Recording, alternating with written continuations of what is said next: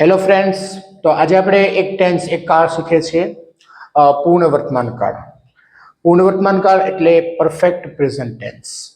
Perfect present tense એટલે જે કોઈ ક્રિયા જે છે હમણાં નજીકના ભૂતકાળમાં થઈ હોય, અથવા એ પણ કહી શકાય જે કોઈ ક્રિયા થઈ ગઈ છે એની અસર હજી પણ શરૂ છે, તો એના માટે પૂર્ણ વર્તમાન કાળ વપરાય છે. ખાસ કરીને આ કાળમાં આપણે ક્રિયાપદનું ત્રીજું રૂપ એટલે કે ભૂતકૃતિનું રૂપ વાપરીએ છીએ. બે ત્રણ એક્ઝામ્પલ દ્વારા વધારે ખ્યાલ આવશે. એક્ઝામ્પલ તરીકે લઈએ તો મેં નવી કાર ખરીદી છે. એટલે કે કાર જે છે એ તમારા નજીકના ભૂતકાળમાં જે છે એ કાર ખરીદવાની ઘટના બનેલી છે. તો I have bought a new car. તમે હજી હમણાં જ તમારો પ્રોજેક્ટ પૂરો કર્યો છે.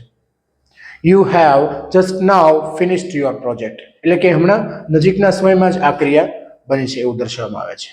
હજી એક એક્ઝામ્પલ લઈએ કે તેના મિત્રએ ક્યારનું ખાઈ લીધું છે. એટલે કે બસ નજીકના સમયમાં થયેલી ક્રિયા છે કે his friend has already eaten. તો બસ આ સંદર્ભમાં પૂર્ણ વર્તમાન કાળ વપરાય છે.